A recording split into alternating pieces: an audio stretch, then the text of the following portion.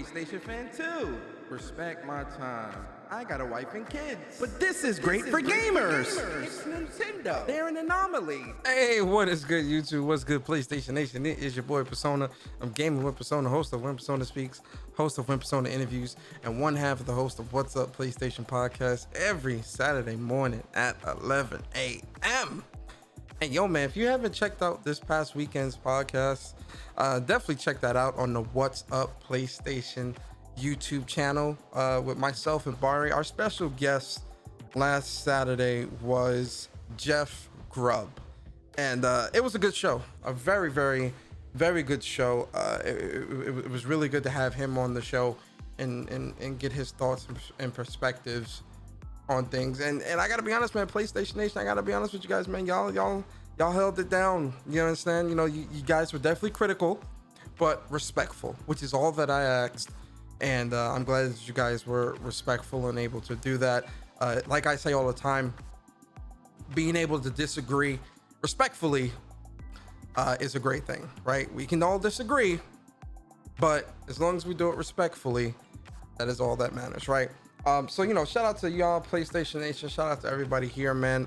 Yo, shout out to the folks in the chat. Yo, Ice Queen Gaming, what's going on with you? Appreciate you. GN the Don, I appreciate you. Omar in the building. Omar, what's good? Stardust Zero. Stardust, how you feeling today, man? J Doggy, how you feeling today, bro? Dark Prince 6606, how are you feeling today, sir? And Jedi Johnny 5, what is going on with you, man? Appreciate you. Can we get a round of applause for the folks in the chat? I said round of applause for the people in the chat. Hey, man, listen. So, Omen, what's good, man? Appreciate you. So listen, man, you know, a lot of this gonna be a pretty, depending on how it goes, we might talk about some other things too, but this show is more so specifically to look at the Black Panther expansion. Did you guys see it? Did you see it? Did you see it? Yo, listen, man, that Black Panther expansion. Listen, one thing, I'll say this. Let me start off by saying this. Because I know a lot of people did not like Marvel's Avengers. Are you feeling good, Stardust? I'm happy, man. I'm feeling good too, man. It's Monday. Stardust, it's Monday. You know how Mondays go, man. So, you know, a lot of people wasn't feeling Marvel's Avengers when it first came out, right? There was a lot of people that were shitting on the game and, oh yeah, you know, this game is it wasn't critically acclaimed by a lot of reviewers within the community and media. So, you know, naturally, when reviewers don't like it, you're gonna get a subset of people who also don't like the game, because I mean, we all know why. You know, their reviewers is controls their minds, right? It tells them what to and what not to like, which is quite sad, right? It was the same thing with the Godfall, the same thing with Destiny. Funny enough, these are games that I love, platinumed, and I stand by, right? They really are great games, in my opinion, of course. I'm not expecting everyone to feel like I feel, right? But, you know, when it comes to Marvel Avengers definitely did not get its fair shake. Now, let's get the disclaimers out the way. Yes, Marvel Avengers definitely had some issues coming out the gate, right? I think we all can acknowledge that. One of the biggest issues with Marvel's Avengers, especially on the PlayStation 4, right? Because, you know, this game started on PS4. It was slated to come on PS5 as well, but it started out on PlayStation 4. Well, one of the things that we can most definitely acknowledge and understand when it comes to, yo, Terry, what's good, bro? Appreciate you. Is that, you know, when the game came out on the PlayStation 4, it definitely was not. It wasn't at its full potential. It had a lot of issues when it came to frame rates and things like that. The loading was a little not too, the loading wasn't terrible, but you know, you definitely was gonna be sitting at that screen for a couple seconds sometimes, right? But when it came to the gameplay, especially the story for Avengers was great, in my opinion, with Miss Marvel. You know, the way they made that come together. Yo, Cyber Dragon, what's good, bro? The way they made that come together, I think, was really great, right? But also, you know, the other characters, the graphics, you know, the story, the combat, the world, the armor building, the RPG elements and things like that that Marvel Avengers did have, I thought was great. The mission structure as well was something that I know a lot of people didn't like, because a lot of the missions felt repetitive. Me personally, I really didn't have an issue when it came to that mission structure, just because, you know, when you're playing these types of games, right? There's only but so many different missions that you're going to do with these types of games, especially when you're trying to keep the game going, keep people coming back and whatnot, and all these different things, you know. But the problem with a lot of people when it came to how they viewed Marvel Avengers, a lot of people didn't get past the story. People was, you know, a lot when it comes to these service-based games or whatnot, right? Yo, Strick, what's good, bro? When it comes to like these service-based games and things like that, a lot of people they play a couple of hours, maybe an hour, 2 hours, maybe. They don't really put enough time into the game to really fully understand or fully realize the game, right? So when it came to Marvel Avengers, you know, a lot of people, I personally, right? Obviously, this is my opinion. I could be wrong, things like that. But when it comes to Marvel Avengers, I definitely think that a lot of people did not put enough time into it, right? Especially to at least get through the story, right? And for those that did get through the story, when they got to the online component, or the games as a service, if you will, component of the game, you know, that's where a lot of people was like, oh, what is this? I don't like this. I don't want this. I just want, it should have been single player only, all this other stuff.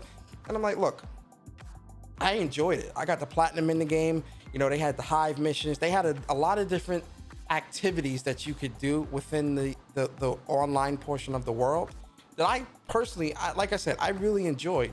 You know, the harm rooms, the hives, the mega hives, the omega threat levels, villain sectors, and all these different things. There's a lot of cool things in Marvel Avengers, in my opinion, that makes it shine exceptionally bright. And again, in my opinion, right? Now, fast forward to the game being put onto PlayStation 5, I definitely think that's where it completely shines for me, right? Because I love Marvel, I love comic books, I love superheroes and all that stuff, right? So a game like Marvel Avengers, it speaks to me not just on a gamer level, but really with Marvel Avengers, it speaks to me on a comic book nerd level, right? Because they really do a good job of explaining, tying in a lot of characters when it comes to their origins, tying into the characters when it comes to like the extra content that they did. You know, even though they're putting their own spin on it, it makes sense, right? And they still do a good job of respecting the origin of these characters and these stories, right? Which I personally think is a great thing that Marvel Avengers and Crystal Dynamics and team got right?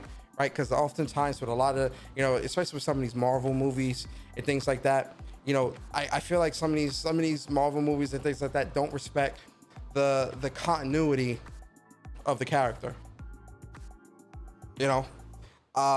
But Marvel Avengers, the game, I think does a good job of respecting the characters, right? Respecting the story, respecting, you know, pretty much a lot of that world, right? I think the world building in Marvel Avengers is pretty good, right? So, GN said, I still need to get the platinum, need to grind the hive room. Yeah, the hive rooms, the hive missions are definitely, hey man, listen, that's gonna take you a minute, man, to do 50 hive missions.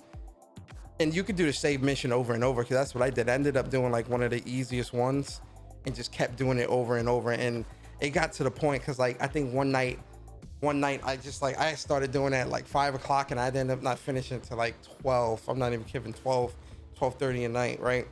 And you know, with the hive mission, the one I was doing it so much I could just anticipate where enemies were going to spawn, where like I was cutting my time down to like maybe 4 minutes, 5 minutes, 6 minutes a run, 6 minutes a run, right?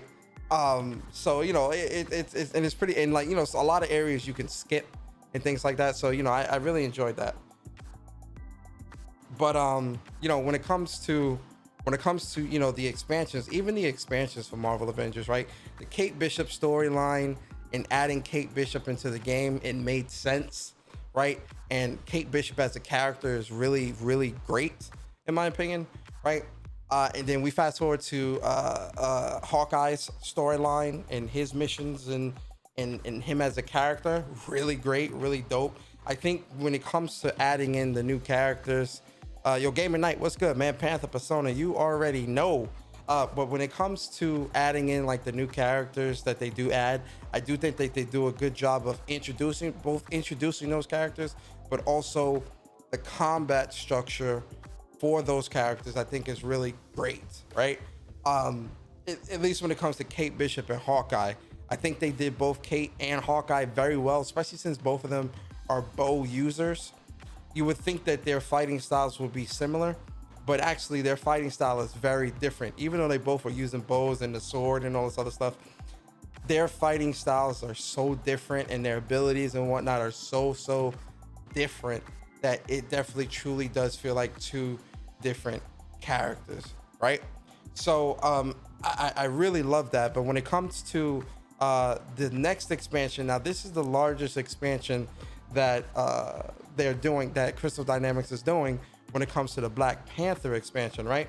So you know how we do this, man. I watched it earlier, but we're gonna watch it again together, and I'm gonna stop it at different points, and we'll talk about some of the stuff that I see and stuff that jumps out at me and whatnot when it comes to this expansion. So sit back, guys, relax, kick your feet up, and let's do it. Let me I'll mute the music for now so that it's not overbearing, and let's watch. This is such a great game, man, honestly.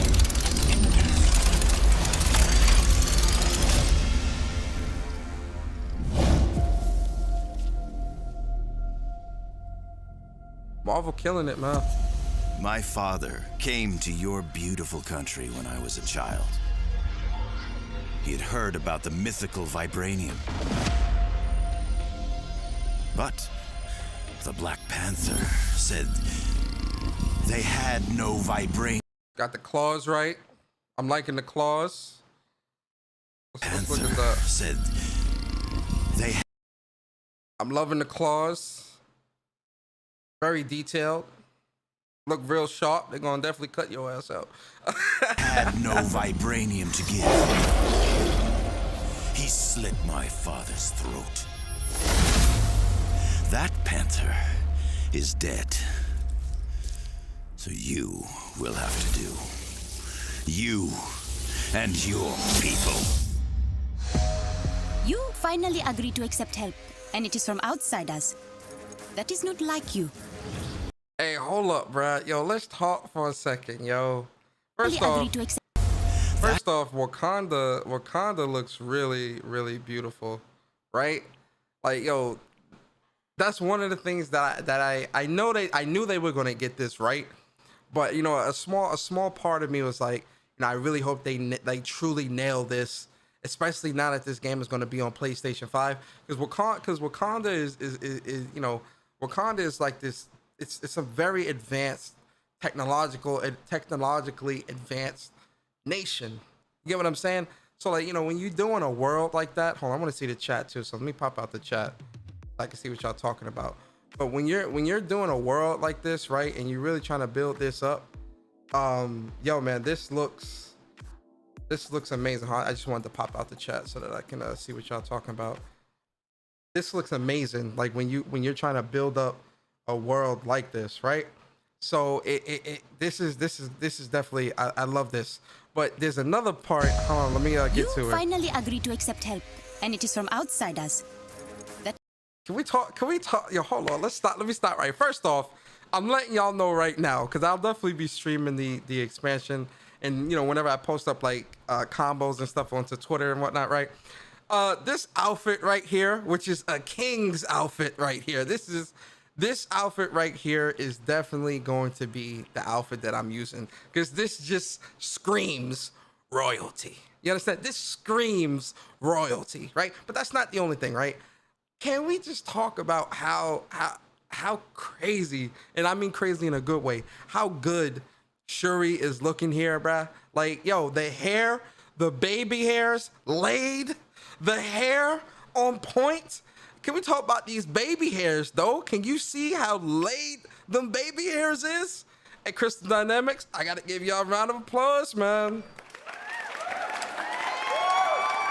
You most definitely had some blacks in the room. You had some folks in the room when you was creating this, kudos to you. Good job. Because them baby hairs on Shuri is most definitely laid.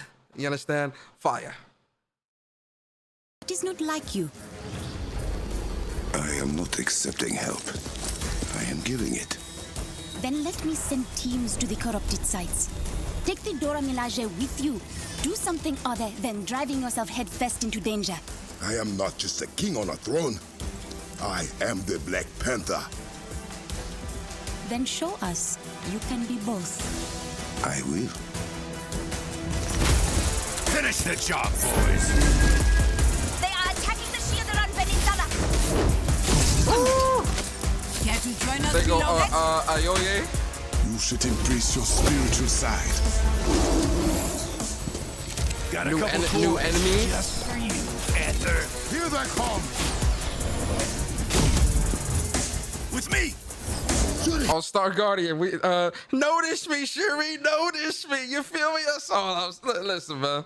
Aloy, I want you to notice me. I'm just saying. We need to evacuate the borderland.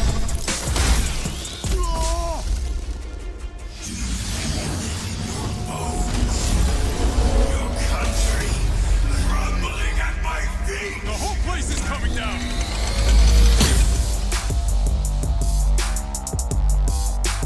Avengers, with me.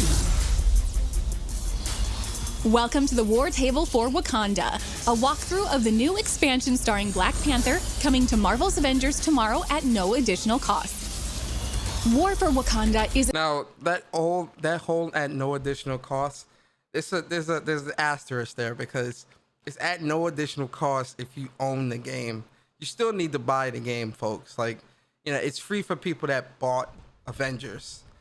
You know, so because I know someone somewhere watched this War Table and thought, oh, so does that mean? Let me do the right voice. So wait, are you telling me that the entire Avengers game is free?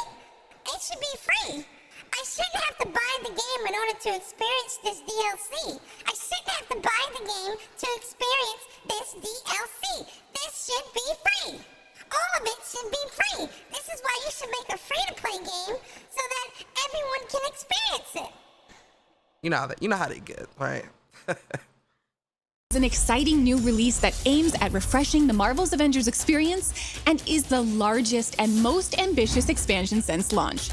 We're excited to welcome Black Panther to Marvel's Avengers, and today we're going to share details with you about the story campaign, new gameplay, enemies, and more. And of course, we couldn't bring the king to Avengers without also bringing his kingdom. So we'll be unveiling some new details and footage of Wakanda as well. Yo, Arcade, what's up, To bro? ensure our War for Wakanda story does justice to such an important hero, our narrative team enlisted the help of well-known writer and Black Panther expert Evan Narcisse, author of The Rise of the Black Panther Marvel Comics. From the very first meeting the team had with Evan, they already felt know, a special Arcade. magic and are really proud of the work they've done to craft an original story and bring Black Panther to life.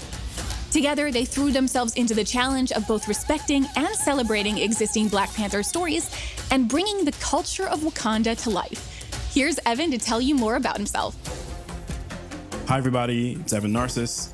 I'm here, of course, to talk about the War for Wakanda expansion for Marvel's Avengers. When we were working on the War for Wakanda story, the narrative team and I drew inspiration from so many different story arcs in the comics, dating back to the Black Panther storylines such as Who is the Black Panther by Reginald Hudlin and John Romita Jr., and A Nation Under Her Feet by Ta-Nehisi Coates and Brian Stelfreeze. So these stories were, of course, so important to how we thought about our version of the Black Panther. When we were working on the narrative for War for Wakanda, it was essential for us to tell a Wakandan story, even though it takes place in the Avengers universe. And of course, Wakanda is its own sovereign African nation. It's also the most advanced civilization on Earth.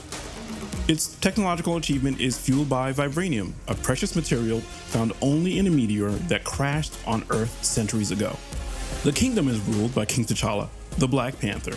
And in War for Wakanda, T'Challa faces a massive invasion unlike anything the country has ever faced before.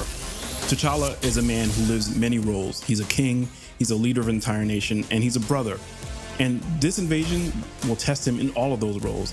It's going to be really difficult for him to figure out who he is and what he needs to be for Wakanda to be safe.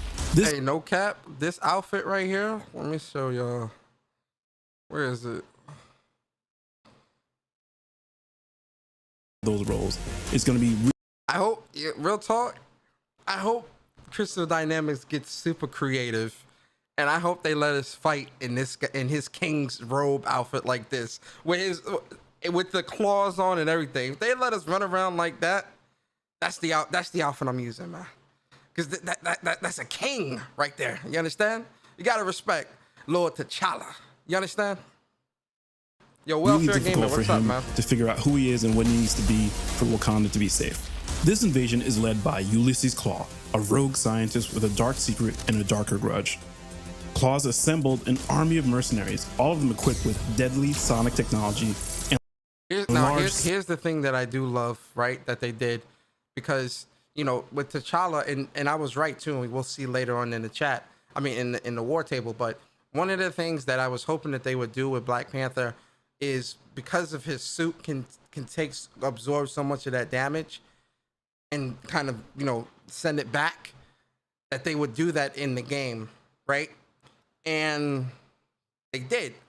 But what I was hoping that they would do as well with some of the enemy types is, because we're in a new world in a new area with Wakanda, I was hoping that they would have specific enemies in this world, or add new enemies within the game that would specifically be a detriment to T'Challa and really kind of keep him in check, if you will. So it's always going to feel like a challenge, right? Because, you know, them having those abilities, I'm pretty sure they're going to be able to nullify, you know, his suit's ability at some point or something like that, or be able to nullify specific things or things like that, or have specialized equipment and whatnot that's really going to disrupt T'Challa and Black Panther, right? So I do like that they're adding in these types of special enemies, because clearly these enemies are really for a Black Panther. So I'm very happy about that, because again, it keeps you, the player, on your toes when it comes to, you know, doing the missions and whatnot. And large spider-like mechs that he unleashes into the Wakanda jungle. Claw is being bankrolled by one of the world's most sinister organizations, and he uses all that money and all those resources to plant sonic fracking towers all over Wakanda so he can extract vibranium from the soil. This is a devastating process that corrupts the vibranium and creates clusters of deadly poisonous shards that show up all over the world. This, of course, is how the Avengers get involved in the war for Wakanda. After the 8-8 disaster, Wakanda closed its borders and cut off all communication with the outside world. After the dangerous corrupted vibranium starts to appear all over the globe. You see, here's the other thing too, when it comes to oh boy, right? He's explaining, and this is why I say on every level. Oh no. The man is explaining hold on. Did the stream cut out? Uh-oh. I just want to make sure the stream good. Are we good? Are we good? Yeah. The man is explaining the game. The man is explaining the story to you on every level right now. If you really listen, he's explaining where they get their inspirations from. He's explaining how the Avengers and Black Panther come about in this story and in this game when it comes to the story that they're trying to build. He's explaining the purpose. He's explaining the enemy. He's explaining the threat. He's explaining the types of, you know, they're going to explain the type. Everything is being explained within this war table. They're going all in with this war table. But there's, you know, a lot of people are still not going to understand, well, what's it about? How does it tie into this? How does it tie into that? Where does it go with it? Just listen. You feel me? All right, let's get back to it. The Avengers travel to Wakanda to offer their help to King T'Challa. Another important character showing up in the expansion is Okoye. She's the captain of the Dora Milaje, an elite fighting force that answers only to the king. She's also kind of the voice of truth for T'Challa, which means she tells the king stuff that everybody else is afraid to even voice. Along with Okoye, we've got Zavavari. He's a mystic who has this really tense, fraught relationship with the royal family. T'Challa is not the only member of the royal family showing up in this expansion. We also have his younger sister, Princess Shuri. She's the head of technological development in Wakanda. She doesn't agree with T'Challa's approach to dealing with Claw, and the War for Wakanda expansion exposes the fragility of T'Challa and Shuri's relationship. It sets up a series of confrontations that will test their bond, as well as their partnership with the Avengers. Even if they all find a way to come together, it may not be enough to stop the growing threat to Wakanda and its people. The narrative team and I, we created this new original Black Panther adventure, drawing on inspiration from so many amazing existing storylines from the comics and other iterations of the character. We all know and love this character so much and want to share that love with all of you guys, and we're so excited about bringing this new adventure to Marvel's Avengers for all of you to enjoy.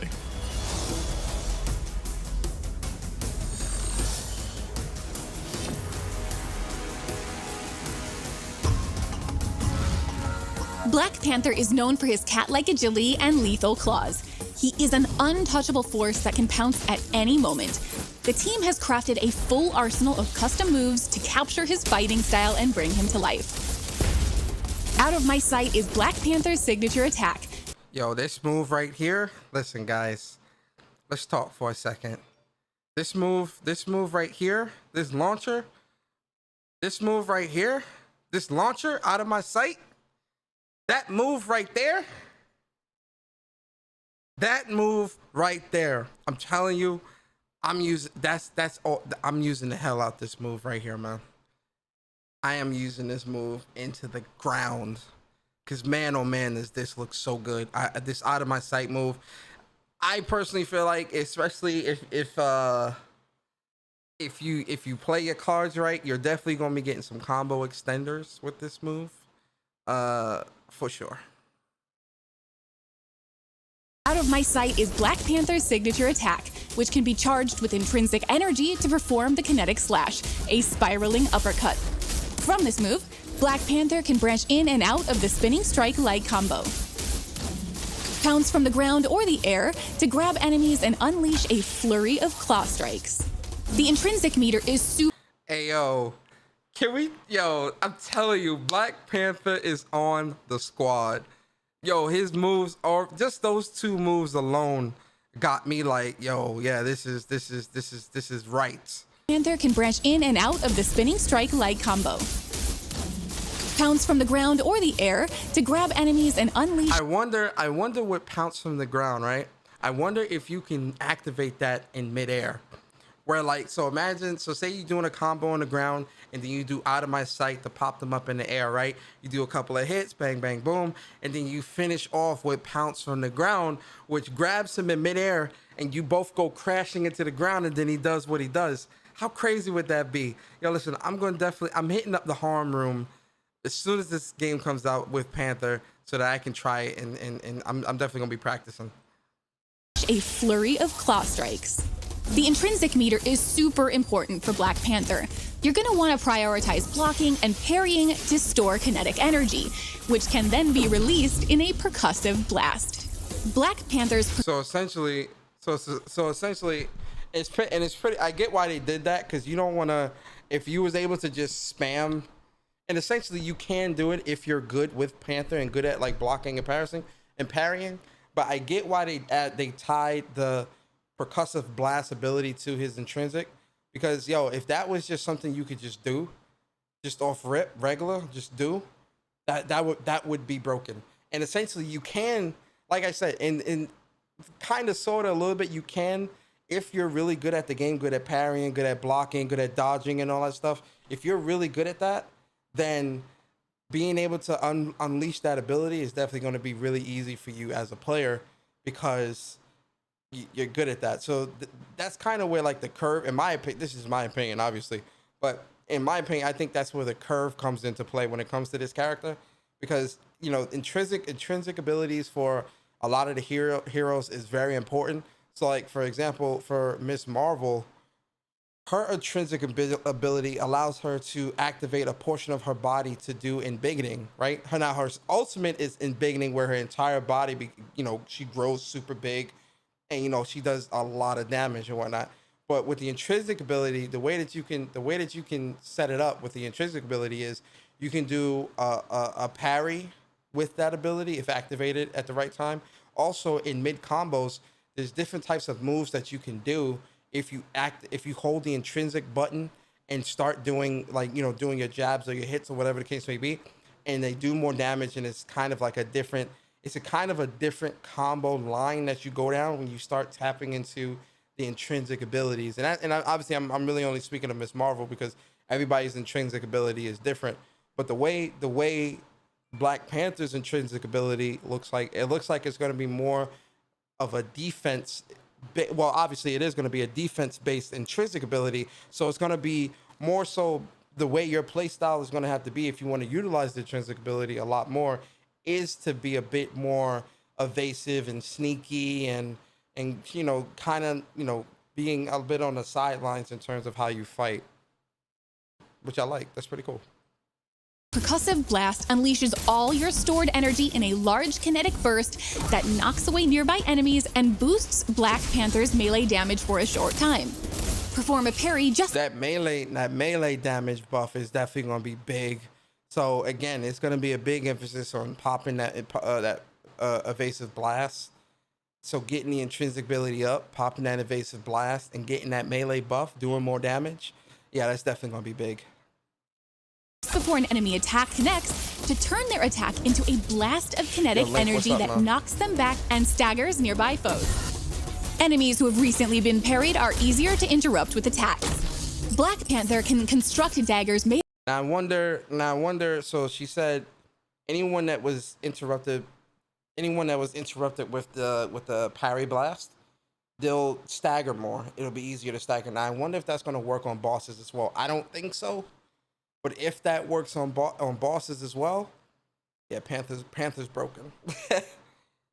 Made of energy and vibranium, which can be thrown at enemies, near or far. His basic daggers will embed into targets, making them more vulnerable to melee damage.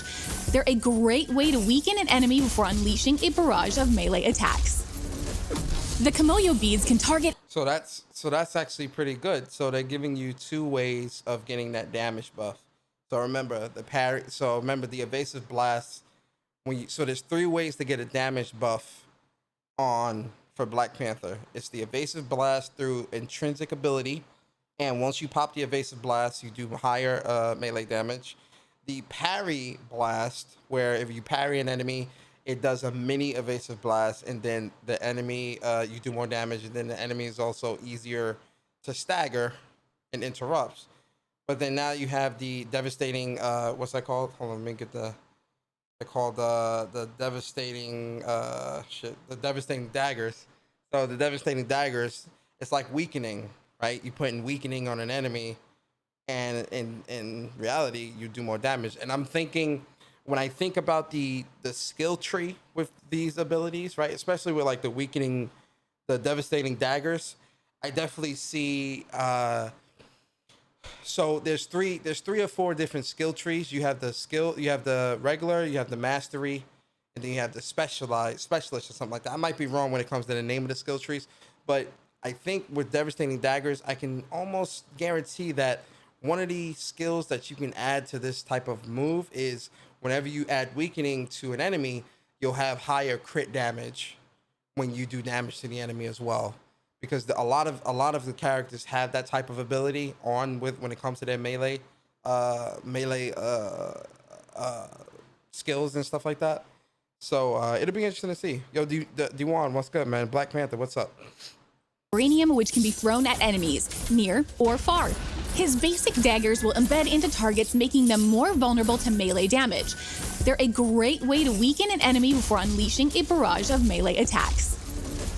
The Kimoyo beads can target enemies or allies and provide either detrimental or restorative abilities to their targets. The beads can be upgraded and provide additional support or offensive capabilities such as armor against attacks, destroying incoming projectiles, shooting enemy targets, or dealing damage over time. Additional skills... Those Kimoyo beads, hold on, those Kimoyo beads are gonna be really, really good.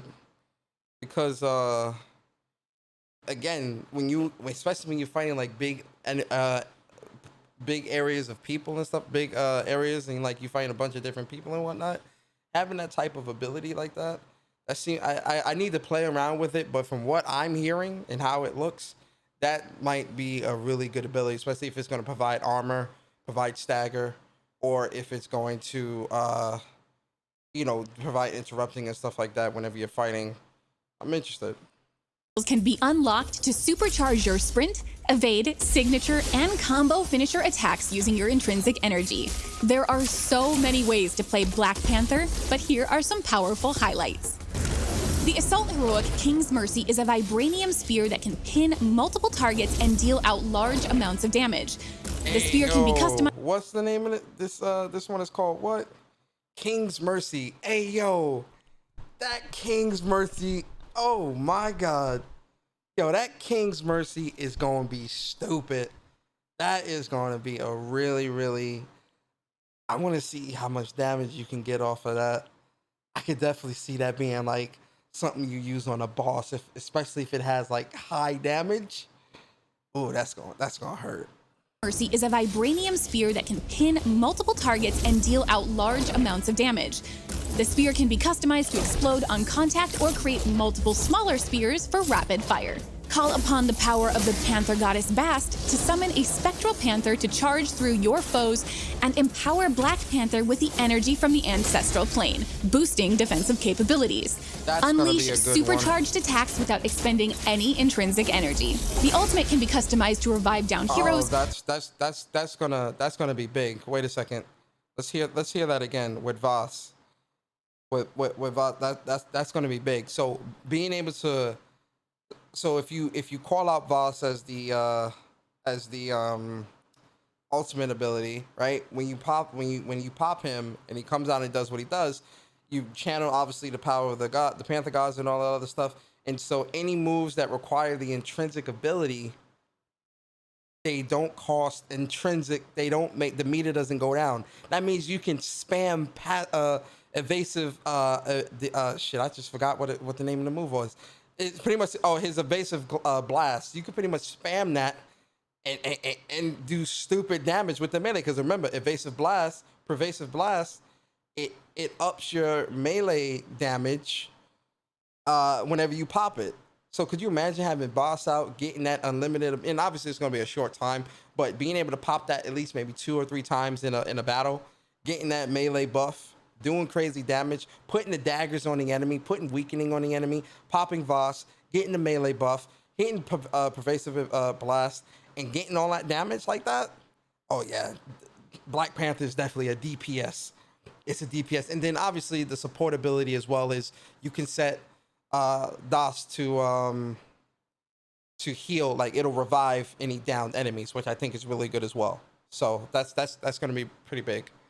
To charge through your foes and empower Black Panther with the energy from the ancestral plane, boosting defensive capabilities. Yeah, that's right. Unleash supercharged attacks without expending any intrinsic energy. The ultimate can be customized to revive down heroes, weaken nearby enemies, and even summon spectral warriors to fight alongside. That's going to be good. Black Panther himself is a fully unique hero with the same amount of skills and gear as the rest of the Avengers.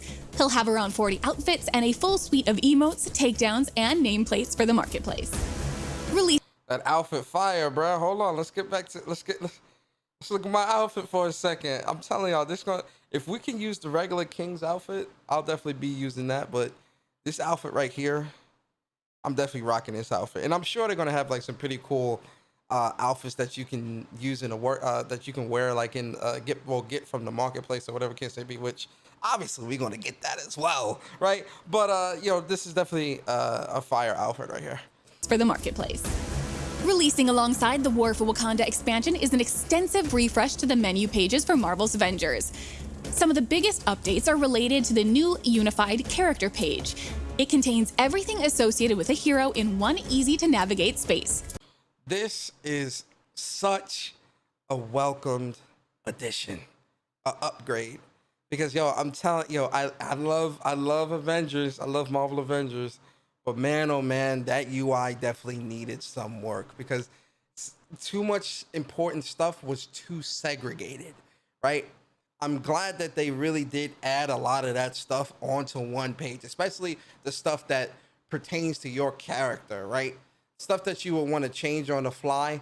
going into the menu sometimes definitely felt a bit like a chore, and there was too many sub menus and this and that. It definitely, the UI and the menus were definitely convoluted, right? So I'm very happy that they definitely streamlined this and overhauled this menu system for the game, because it's really going to make doing, upgrading things and whatnot much easier.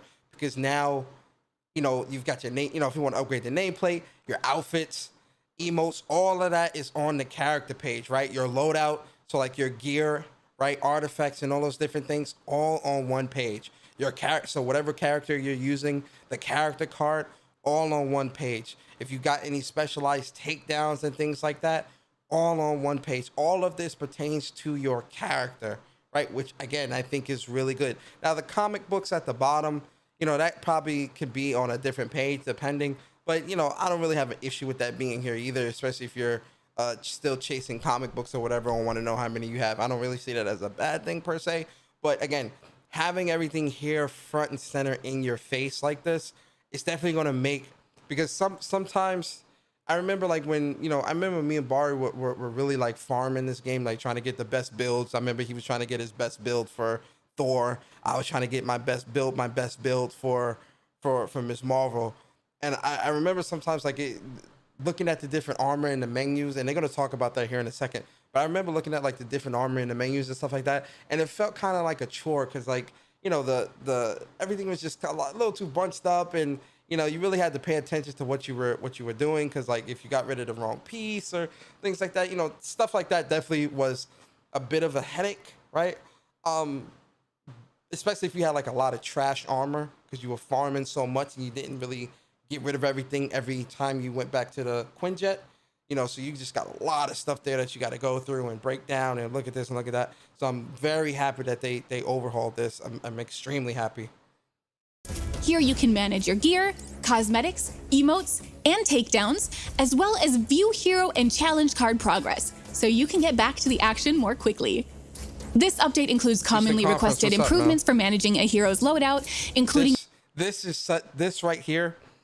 I'm telling you, this right here is so welcome, because again, when you're trying to like compare armor, sometimes with certain armor pieces, especially when you got lower in the menu, this would kind of be blocking at the bottom, so you wouldn't be able to see everything all the time.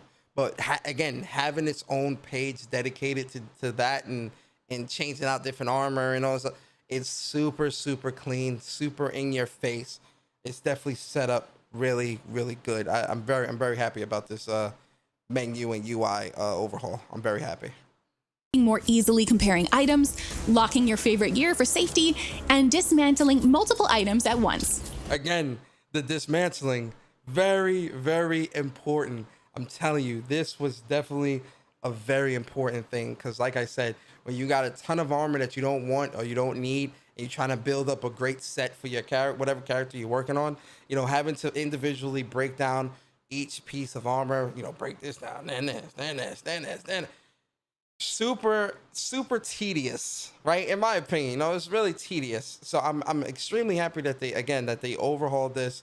Now you can choose multiple items to break down at once, and you can lock gear, which is very important. I can't tell you how many times I broke down a piece that I was actually wanted to keep, because in my mind, when you're breaking down so many different pieces, you're kind of on autopilot a little bit. So like you just breaking down, then you're looking like, oh shit, I broke down the wrong piece. I'm very glad that you're able to lock gear now. That is I do that in Destiny, right? Whenever I get good pieces of gear or good armor or something like that, I always lock that stuff down. So I'm very happy that they added that here. Direct access to your locker from anywhere adds an extra layer of convenience. This only scratches the surface of UI improvements our team has crafted for you in this update.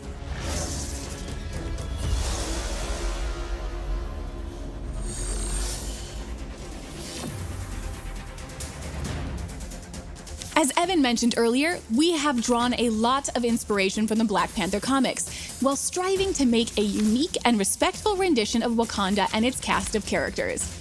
War for Wakanda features a full new biome, the jungles of Wakanda, showing off both the rich and amazing history of this ancient, unconquered African country, but also the futuristic, symbiotic technology of contemporary Wakanda. At the center is the Wakandan capital, Bernanzana, where our new outpost is located.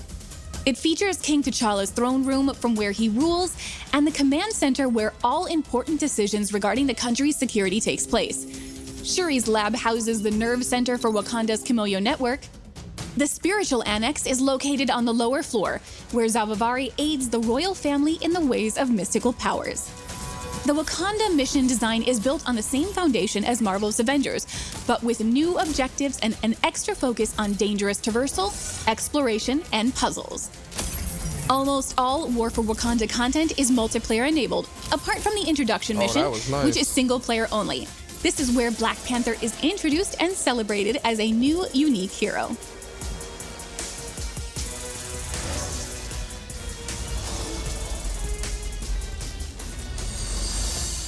War for Wakanda features a full A-list cast of actors, helmed by Christopher Judge as Black Panther. Christopher is best known for playing... Shout out to my boy Christopher Judge, man.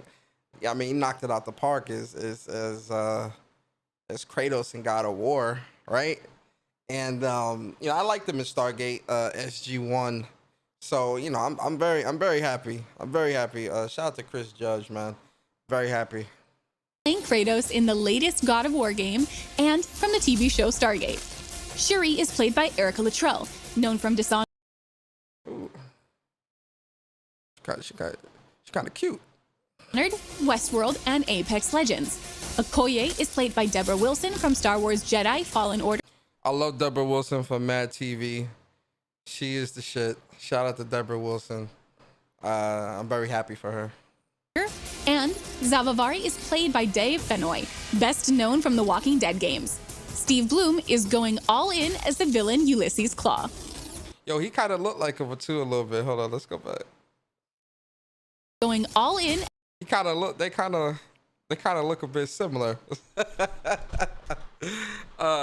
out to Steve Bloom as well. I mean, he from what I'm hearing in this war table when he does his lines, he sounds great. So I'm excited to see how he plays out as Claw in this story and in this game and in this expansion. As the villain Ulysses Claw. To get the Wakandan accent just right, we worked closely with Beth McGuire, the dialect coach from the Black Panther movie. Hey, that's big, yo. They getting people from movies. This is why I say, yo, let me pause for a second, man. This is why. Let me pause for a second. No, hold on. Let me pause for a second. This is why I say it's important to support games out here, bruh. And support your hobby. Support what you enjoy and love, man. Because putting this level, getting these types of people, right? Putting this level of authenticity. Put my lisp on it. I can't do it as good as Mike, but the lists. Authenticity, right? And all these different things and building these great grand worlds, man. Like, yo, stuff like this, I'm happy to support. I'm happy to support, right? So, like, you know, even though this is free for Marvel Avengers owners, I'll be honest with you guys. If this costs money, like if they was like, oh yeah, this expansion is $20, or 25, they would get that 25 from me, man. Because yo, putting, and again, you know, listen, this is my opinion. I'm not expecting everyone to think how I think. You understand? But I'm just giving you guys my thoughts. But you know, putting this type of effort into a game like this and into an expansion and into making sure the characters are authentic and all that. Yo, man, how can you not want to support that? You feel what I'm saying, bro? Getting all these prominent people on and building this world and all. Yo, how could you not want to support that? Yo, I'm happy that I love this game, man. I really do love Marvel Avengers. And I'm happy to support them with this real talent. No cap. No cap, man. I'm just saying, man. Like, support your hobbies, man. Support your games. Support these games, man. Support these devs, man. Support, bruh. Support, man. It's important. Because look at this. Do you think this level of stuff would be there? Support the games, man. Support the games. Beth has had multiple coaching sessions with each of the key actors to ensure that the accents are properly delivered and has been an integral part of the voice sessions. Look at that. Look at that. Beth McGuire worked on the Black Panther movie, came in and taught these folks how to do the African accent. Because it is the Wakanda way. It is the way. I can't do this good. I ain't have no training. Beth McGuire got to come and train me. Beth, if you're listening, come train me so I could be good at doing the African accent. I can't do it as good as them. They gonna be able to talk better than me with the accent. You understand? I don't know the way. I mean, listen, man. Shout out to Beth. Shout out to the whole crew.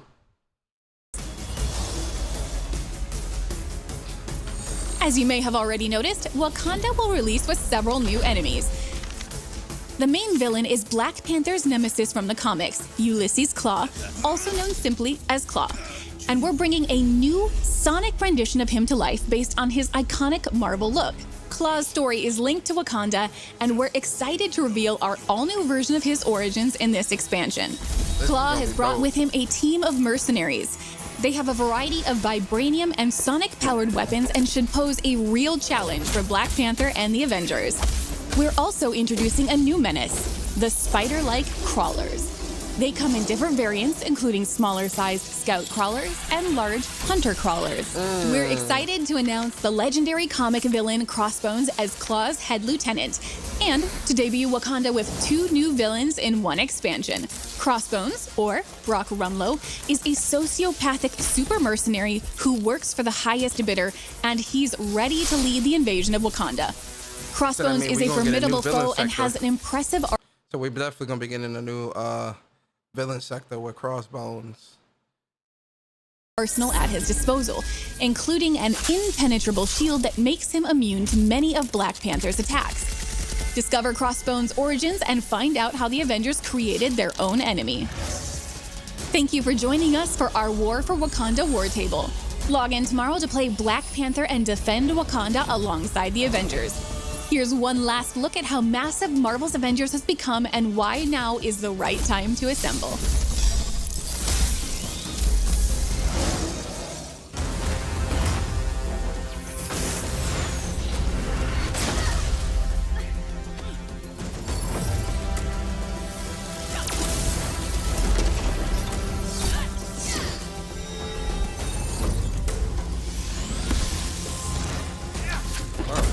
Fire. And now Wakanda.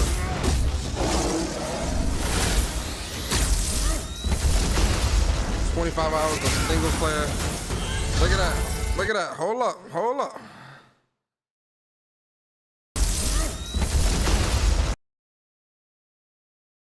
"25 hours of single player content." Is that enough, guys? Mr. Politician, is that enough? 25 hours of single player content. Is that enough? It can be more. I don't know if 25 hours is worth $60. Maybe it should be, maybe 60 hours of content for $60. 25 hours is not good enough. Even though I wouldn't get through 25 hours of single player content, I still think it should be a little bit more. I don't know if it's worth my 60. I think it's good. 25 hours of content. I mean, that's a lot. Yo, Blandrew, what's good, bro? Appreciate you. That's a lot. That's a lot of time. That's a lot of content. It's great.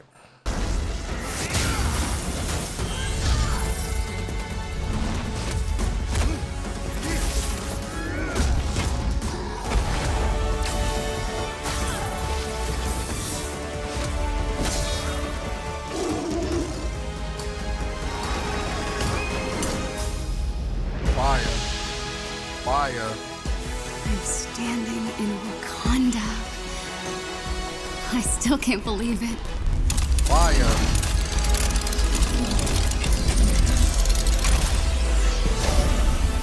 Fire.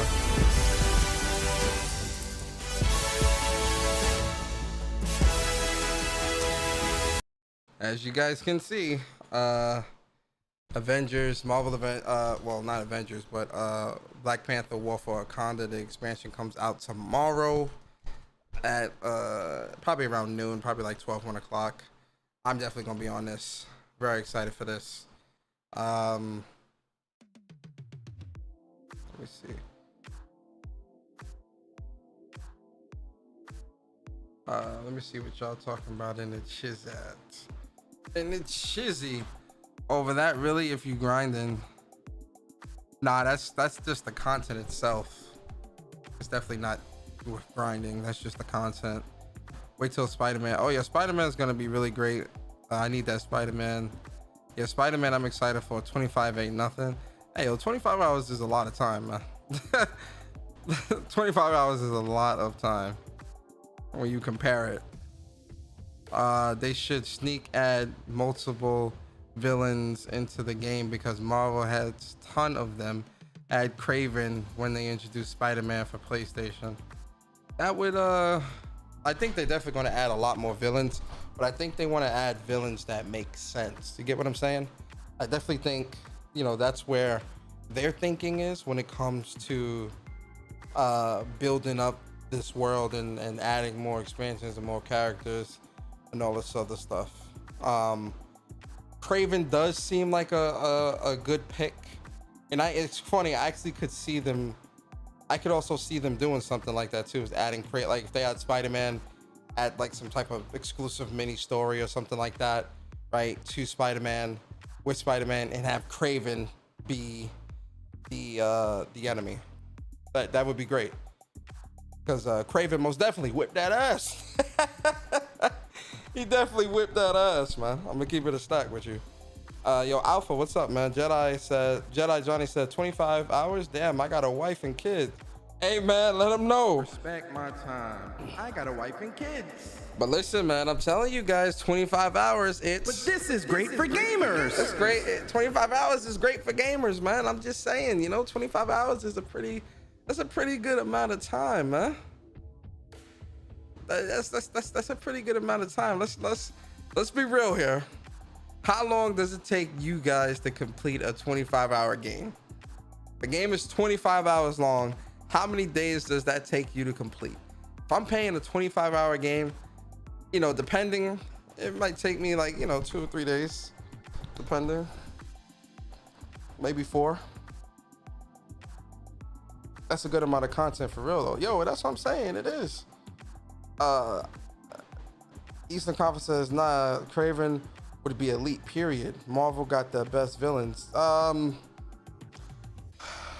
Actually think, I think DC has better villains than Marvel. Only slightly. I don't know, man, because like some of the villains really are carbon copies when you think about it. Or close. Because, you know, if we think Thanos, the DC version of Thanos is Darkseid. When you think Galactus, the DC version of Galactus is, oh my God, it was just on the tip of my head. Brainiac. The DC version of Galactus would be like a because, you know, Brainiac is like a, well, no.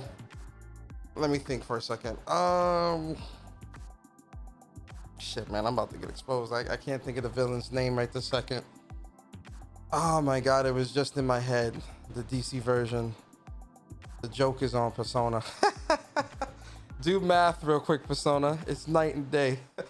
Doomsday, Galactus, Doomsday, maybe, I don't know.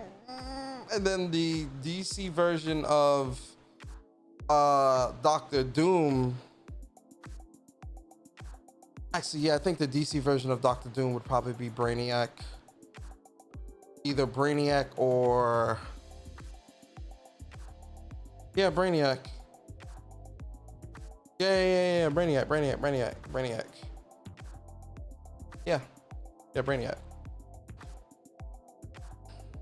Galactus is a sentient being Brainiac is an AI basically. Yeah, he's an AI, but he, you know, the shit he can do is it's definitely on another level that no other AI can do. That motherfucker out here creating AIs, man. That man Brainiac is yeah, it would be, right? Brainiac would be DC's Doctor Doom. Yeah, I could see that.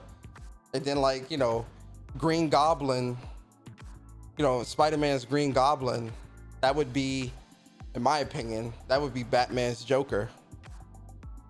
Goblin and Joker, I think those two go pretty hand in hand. And funny enough, when you look at both Spider-Man, because let's keep it a stack here, right? Let's keep it a stack here. And Barry's probably gonna want to jump in on this conversation. And Barry, if you want to jump in, let me know. But when it comes to the villain pools with both DC and Marvel, the best villain pools is Spider-Man for Marvel and Batman for DC. Batman and Spider-Man have the largest and most varied villain pools in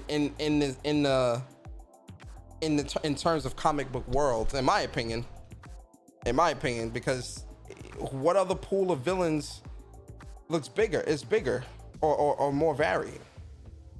There is none. There is none. Marvel got X-Men, don't forget that. Yeah, Marvel got X-Men, one of my favorites. I love X-Men. X-Men, actually, funny enough, yeah, Spider-Man and X-Men got some of the biggest villains. X-Men got some really good villains as well, actually. Yeah, they got some good villains. Lobo and Deadpool.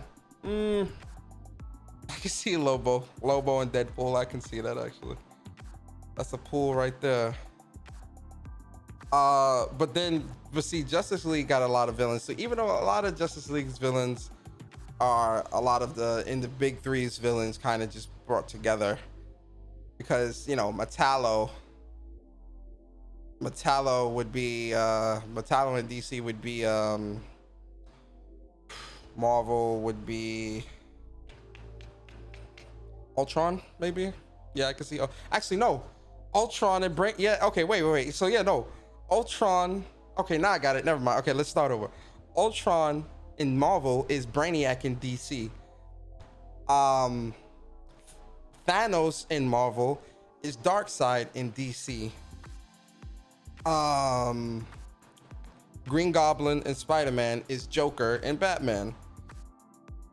You see where I'm going? Galactus in Marvel would be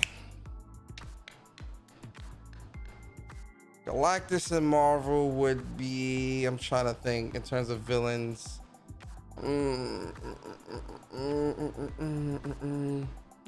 Galactus in Marvel would be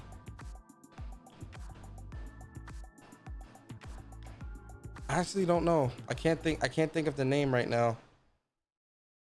Emperix. Magneto alone can have his own origin story. Where's that at? They're not ready for that type of origin story, Eastern. Persona has been exposed. Don't expose me, man. But yeah, nah, I think when it comes to Marvel Avengers, if people haven't given it a try, I say give it a try. If you're into like the whole superhero comic books thing, you know, if you like, you know, combat based game, I'll say this: if you like Marvel's Ultimate Alliance 1 or 2 or games like that, if you like those games, I really don't see how you don't like this, in my opinion, because in this it really is the same thing, just done on a much larger scale, in my opinion. Andre, appreciate you for the super chat, bro. Andre said, just here to see what's up, and PS5 doesn't have any games for the second half of the year. Ayo, PlayStation 5 got a ton of games. It's Emperix. Oh, it's Emperix. Let me see. Let's hit it up. Emperix.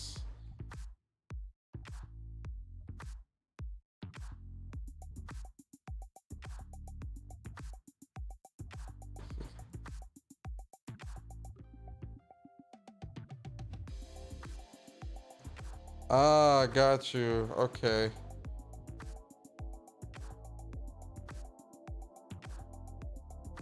Let me see. So Emperix is as seen in Superman Metropolis. Destroyer of Galaxies, Galaxy Slayer, Eater of Galaxies, Devourer of Galaxies, Lord Emperix, superhuman strength, speed, durability, energy projection, the embodiment of entropy, can induce a Big Bang event, the living being of pure cosmic energy contained in a colossal sized humanoid armored suits. Yeah, this is definitely Galactus. This is most definitely Galactus. 100%. This is definitely Galactus. But it's all good though, because in terms of superheroes, Hulk is the greatest. That's all I'm gonna say. Yeah, Emperix is this motherfucker is definitely Galactus.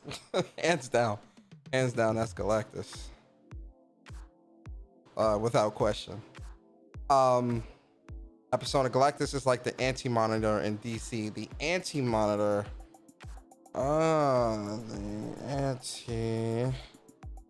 Monitor. There we go.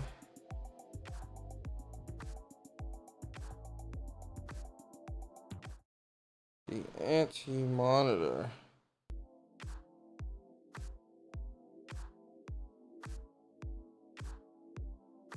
Anti-Monitor is first appearance was Crisis on Infinite Earth, 1985. His full appearance was Crisis on Infinite Earth, September 1985, number 6. Huh. Alter Ego Mobius. Oh. Team affiliations, Weaponers and the Thunder Ears of Cord, Shadow Demon, Sinestro Corps, Black Lantern Corps. Oh, see, that's why. Yeah, that whole Black Lantern, that's the Lantern comics I never really got into personally. Name alias is the Monitor, Anti-God, the Destroyer. Hold up. Oh, this alias kind of crazy. The Anti-God, that's kind of drastic. Damn. Super strength and durability, antimatter manipulation, cosmic powers, antimatter blast, reality warping, immortality, size manipulation, absorption of an entire universe's power, disruption, energy manipulation, energy absorption. Hey, this goes back to a debate that me and Barry was having a couple months back, where this dude was talking about, oh, well, Ruin King Thor Ruin King Thor is reality warping, reality manipulation. Hulk can't handle that. Hulk can't do this. If Hulk went up against Ruin King Thor, then, Hulk would get destroyed. No. Well, let's put the Anti-Monitor up against Ruin King Thor, sir. And let's have that conversation. The Bar's a Thor fanboy, so I know Thor would still win because, Thor's got the power of the Odin Force and, all the...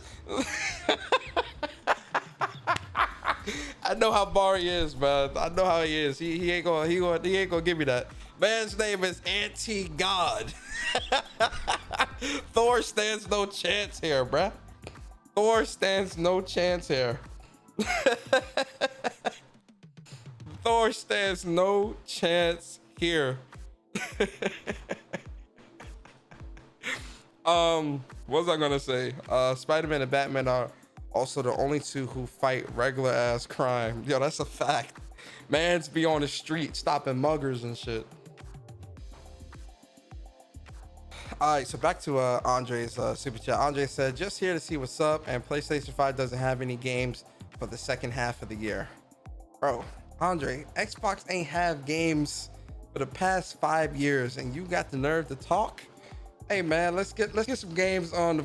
Let Xbox put some games out first, then you can start the gloating. All right, when Halo has a release date, that's when you can start the gloating, Andre. Okay, sir.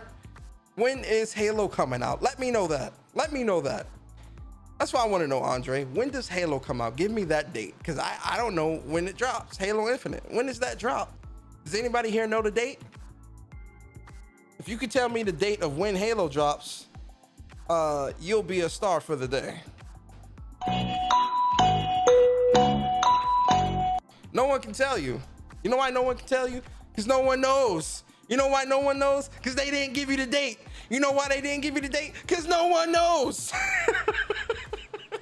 Nobody knows when Halo's good. That's the thing I laugh at with some of these dudes. Like, oh, well, PlayStation, PlayStation cut out. They got second half of the year covered. PlayStation doesn't have any games, because, PlayStation doesn't have anything to play. And, so PlayStation gamers are just going to be sitting there not playing anything while Xbox guys are going to be playing all these games. And so I'm sitting there and I'm like, okay, that sounds good. When do these games come out? Don't ask questions. Don't ask questions, Persona. Don't ask questions. I mean, I've got to ask these questions because these are important questions. When does Halo drop? Can somebody give me the date? No one can give me the date. You get what I'm saying? No one can give me the date of Halo. And listen, I'm sure Halo will drop this year, and I'm happy to see Xbox fans happy about Halo dropping. But give me a date. You understand? They want to make fun of Horizon Forbidden West. Well, Horizon Forbidden West is not coming out this year and it's delayed. And I'm like, cool. When does Halo come out? I'm always gonna keep going back to when does Halo drop? Give me the date. Oh, well, we don't know the date yet, but we know for sure it's coming out this year. How do you know that with no date? How many games have been delayed this year that were surefire things to be coming out this year? When does Halo drop? Somebody tell me, when does it drop? No one can answer that.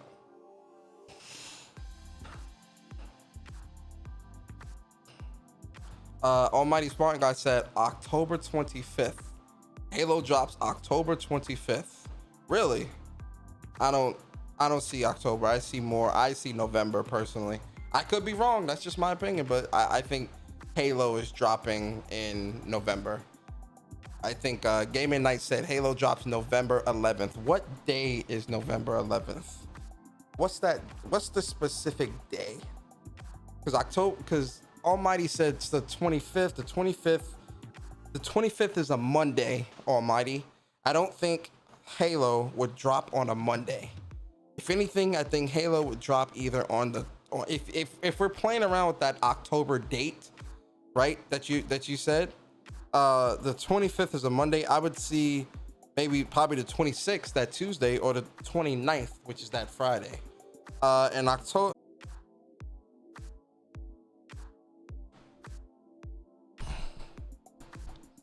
Oh man, that's crazy. Yeah, refresh.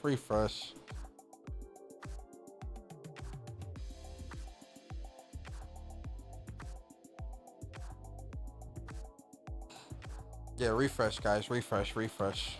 Oh my god. They trying to get me out the paint, man. They trying to get me out the paint.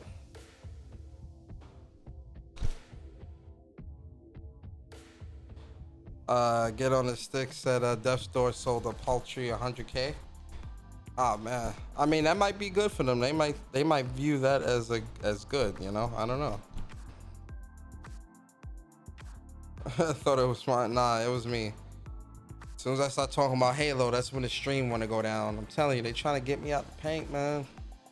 They trying to get me out the paint. But I mean, the 11th is a Thursday. I think, who was that? Was that Arcade that said that? Yeah, Arcade said, I think people say the 11th because of the anniversary of Halo. That might be, that I could see that. I mean, if they do that to honor the anniversary, that's pretty cool. My whole thing is like, it's also the 1 year anniversary. The reason why I say the 12th as well, I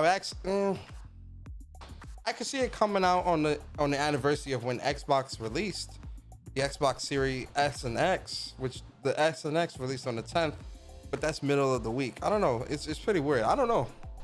Honestly, can't pinpoint when the game is coming out because the industry is so volatile right now, right? Like the industry is so volatile with, you know, everything that's going on with all these delays and all this other stuff. I don't know when it will release, honestly. For all we know, it might get delayed like last minute, like, oh yeah, you know, we want to take some more time, it's going to come out early 2022. You know, I'm not saying that will happen, but with the validity of this industry right now and all these delays that have been happening throughout the year, I wouldn't be surprised. The only reason why I say that is because, you know, we are because September, October, November, December, there's 4 months left within this year. If it was dropping in September, we would know by now. But honestly, Xbox is going to be at Gamescom next week, so we might actually get the date there at Gamescom. Although that would, I don't know why. This is just me kind of just speaking. But like, why, if they do give the date at Gamescom, I think in my mind, I mean, obviously it's good that the date, you know, we have the date, but I'm also thinking, why not do E3? Why not give the date at E3 instead of Gamescom? But then again, I'm also thinking on the other side of that, I'm also thinking, well, maybe the developers need more time to narrow down the date to be sure. So between E3's time and Gamescom's time, enough developmental progress was made to where they can say definitively, yes, this game is coming out on this date, right? Who knows? Get on the Stick said it's $16 on all Xbox consoles, bruh. LOL.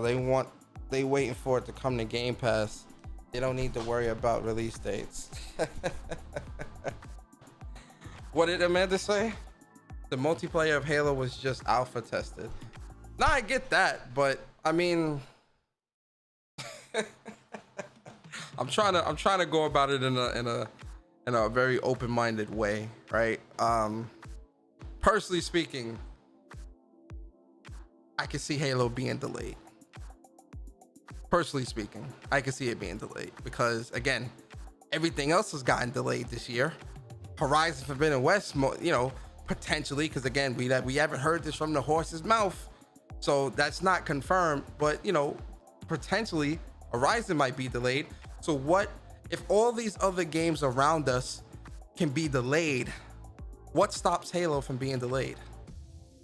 And I'm really asking that question because a lot of people are speaking with certainty. Oh yeah, it's coming out this year. That, you know, everything is all good. And I'm like, you know, that's great. You know, because right now, as of right now, it is still slated to come out this year. But what I'm saying is, if everything else around us is getting delayed, what makes you think Halo is absolved of that? You know, I could see them being like, hey, look, we need more time. It's being pushed to 2022. Now, here's the other thing. If that was the case, ooh. Oh man, if that was the case, man, that would suck. I'm not even gonna lie to you, man. That would suck. Sit down and close your mouth. What are these sounds? Oh, there, black and white, clear as crystal. Oh, I remember this one. I'm looking at my soundboard at like some of the sounds. I'm like, what the hell is this? What's this one? Enough from me. We're gonna have the games do our talking. Hey, yo, I forgot about the Jim Ryan quote. Hold up, man. Shout out to my boy Jim Ryan. Let's talk to him, Jim. Enough from me. We're gonna have the games do our talking. Hey, Jim Ryan said it best, man. The man said it best when they did that not Road to PS5, but when they did that event last summer. The man said, enough from me. We are going to let the games do the talking. Now I have to ask you guys a question. I want to ask you guys a question. Has placed, because who asked this? I think it was Blandrew. Yeah, it was Blandrew. Shout out, yo, I was on Weapon World last night.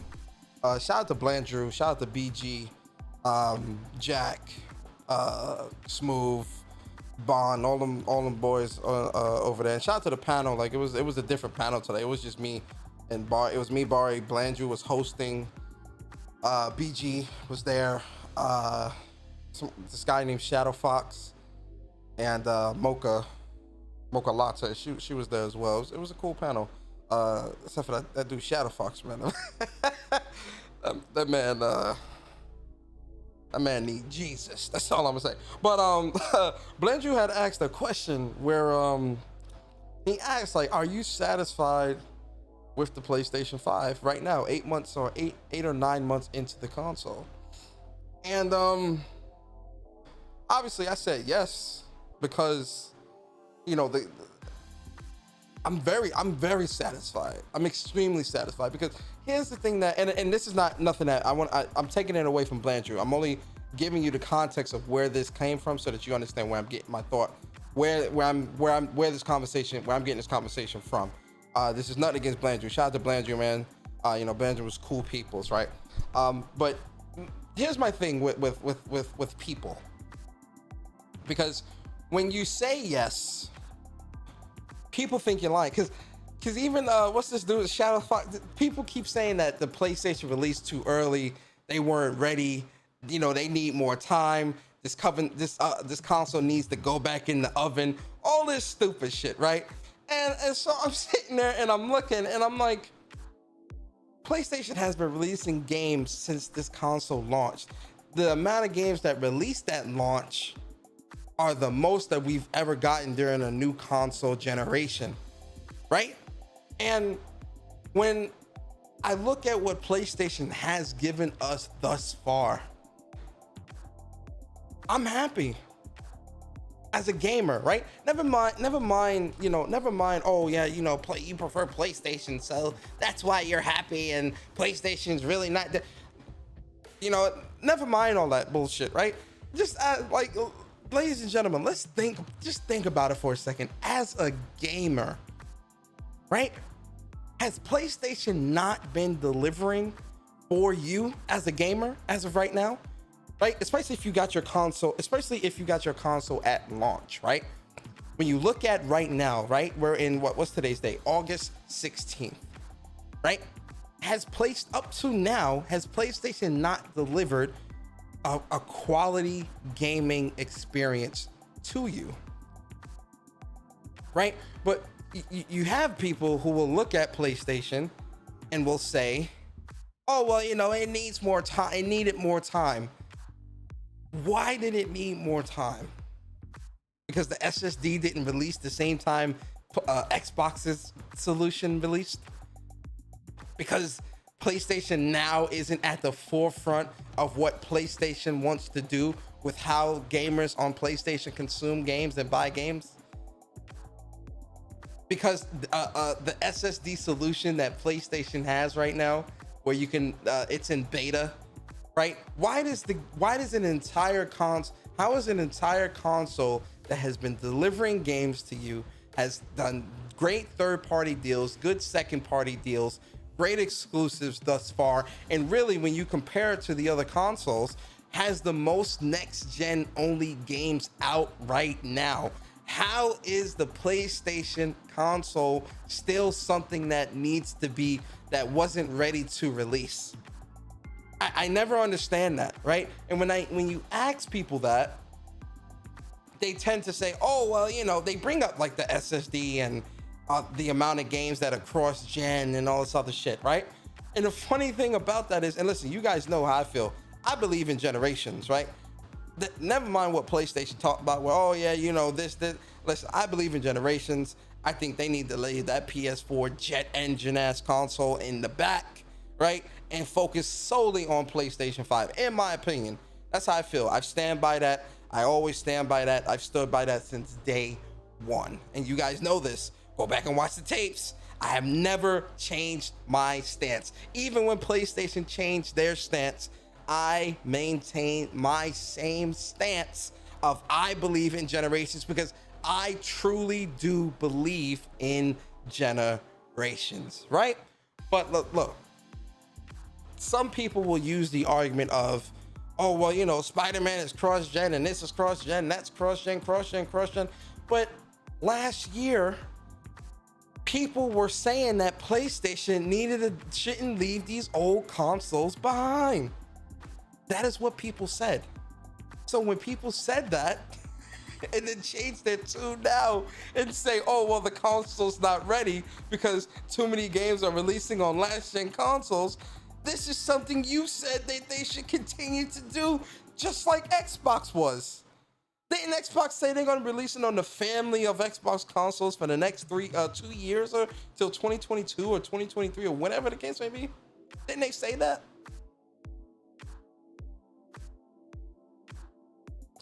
And when they said that, what did Jim Ryan say? Enough from me. We're gonna have the games do our talking. That's it.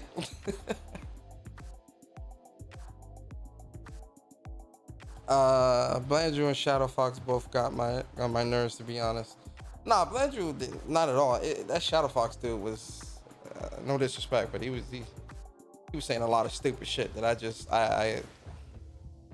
I'm like, bro, what the hell are you talking about, bro? Yo, S said PlayStation's SSD solution is about to release with 10 options for compatible drives, meaning they're going to be competing for your dollars. Sounds like bad news. Exactly, S. People over exaggerating. Yo, Damien, what's good, bro? People over exaggerating like usual. Persona, Shadow Fox was straight capping. Hey man, that man, yo, Chris Righteous, what's good, bro? That man need to own a Liz the way he was capping, boy. Jesus. The release date of Halo Infinite was November 2020, so it's already had a year delay. Oh man, Amanda. Actually, PlayStation always had cross-generation games. Yes, but not at the level of what we have now. Gaming Night. That's the point. Yes, they've always had cross-generational games, you know, 100%.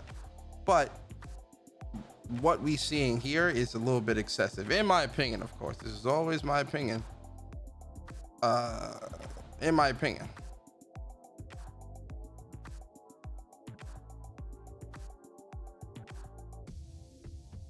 But at the same time, they need to leave those consoles in the back. They need to leave those consoles. In my opinion, they need to leave PS4 behind. I think that's what's really slowing up a lot of these games and the development, because you're trying to develop on old ass hardware, bruh, that could barely handle it as is. It's time to move on, man. And we all get why, because people keep using, well, you know, they don't want to leave those 100 million, and well, 100 million people don't have PS5s and blah blah blah. I don't care. I don't care. They don't care. The people that are saying that don't care. No one cares. No one cares. At the end of the day, I want next gen only experiences. It's that simple. I don't care what the next person can't get or do. It's not my problem. Do you care? Do you care that this family is gonna be, you know, can't eat? You gonna give them a place to stay? You gonna pay their bills? No? Like, come on, man. I hate when people that fake care. Oh, well, what about the 100 million people who can't afford it or find one? So there's also millions of people who can't afford a car. You going out and buying them a car? You going out and catching the train with them? Like, come on, stop that, man. Yo, the Almighty Smart Guy said, we've never had a console launch during a pandemic. Imagine if those games were locked to just PS5, which is the console niggas can't get. Everyone would have complained. So what? So what? Like, so people complain. People are complaining now. But like, never mind the cross-gen. People are complaining about $70 games and SSD prices and having to unscrew screws. Look at what people are complaining about. You really think we should really care at this point? Look at the past year when it comes to the complaints targeted at PlayStation, and tell me if the complaints, if we should care, or if people should care what people are complaining about. I don't care. You don't care. Smart and God, you don't care. No one here cares. No one on the internet cares. Let's be quite honest here. Let's say the things that no one will say. No one cares. No one cares. If you can't get it, you will eventually. And that'll give you all the more reason to want to go out and get it when you see all these games that can't be played on your old console. Who cares? Caleb, what's up, Caleb? Caleb said Call of Duty Vanguard is cross-gen. Yeah, it is. Which sucks, by the way. We ain't talking about Twisted Metal and Wipeout rumors. Yo, Pepe, what's good? Listen, man. Yo, I'm sick of talking about, I'm gonna be honest with you guys. I'm sick of talking about rumors, man. I'm sick of it. Because when it doesn't happen, then everyone wants to be disappointed. Oh man, I really was hoping, I really was hoping that, you know, I could play, you know, get those new games. Oh man, and then when it comes out that those games aren't coming out, right, or those games aren't being made, right, what do you, oh man. Listen, man, like I mean, in terms of Wipeout, I'm good on that personally. In terms of what's the other one, Twisted Metal, honestly, I'm good on that as well. Like both of those games, I'm good. I would much rather the Sly Cooper. Like the Sly Cooper rumor, I actually hope that comes true, and that is actually a game being in development over Twisted Metal and Wipeout, in my opinion. And listen, you know, Twisted Metal was great back in the day. Am I clamoring to play that now? Nah, I'm not. S said, you want a business to walk away from 160 million users? Yikes, that's business. I understand why they will continue to support it. It's just no, I get that. Yo, S, I get that. Obviously, we all understand why they're doing it. It's money on the table. They're not trying to walk away from all that money. I get that. But I'm talking, I'm being selfish when I say that. Like, you know, they need to put out more next gen only experiences and kind of sever the ties, in my opinion. I mean, you know, they walked away from 155 million consoles back during the PS2 generation. So, you know, but I hear what y'all saying. I'm an insider too. I predicted last week that Persona was going to speak this week. Yo, Gaming Night. You funny, bruh. You funny. I want new IPs. Yeah, I want new IPs too, Damien. Amanda says, seeing new competitions to win a Series S because it isn't selling. It's the console nobody wants. Yeah, Series S is definitely a console that I think, it's like I said before, man, with the Series S, they shouldn't have done that. They should have did an all digital Series X. But, you know, they created this cheaper option thinking this was what people, and that's why I say people underestimate what casuals will buy. And even like with this community, people keep thinking that casual consumers are just these super cheapskates that won't buy or are penny pinching and all this other shit. Absolutely not. Do you know how much money let's just focus on the American market. Do you understand how much money that Americans waste every single day? And you're gonna sit here and tell me that America is gonna penny pinch on some new tech? Absolutely not. How many PC dudes you see buying the newest graphics card for a 20% boost in performance? $2,000. How many people you see buying a new car or leasing or financing a new car every year? Nothing wrong with that car from last year. They just want the New Year's model. A waste. How many people you see out here buying Jordans and clothes and this and that and all these other things? You know how much money Americans waste on you know how much, do you understand how bad credit card debt is in this company? I mean, in this country? People have thousands of dollars in credit card debt off of frivolous spending. And you're telling me that they going penny pinch off some new tech? Absolutely not. Absolutely not. No. Xbox should have went Xbox should have went the PlayStation route and put out an all digital Series X for $100 cheaper. Or if they really was trying to get at PlayStation, they could have went $150 cheaper. Even though I don't, that's probably a bit excessive. They probably wouldn't have did that because that's a major loss. But you know, $100 cheaper, and now you got both. But see, here's the thing. Xbox wasn't thinking like that. They were thinking, oh yeah, if we do this super cheap, almost streaming box type of quality game system with Game Pass coupled, people are going to clamor for it because it's a cheaper option and you get more games. No. Yo, Upchuck, what's good, bro? No. That's not how it works. Because one, the games still need to be good games. I keep saying that because it's true.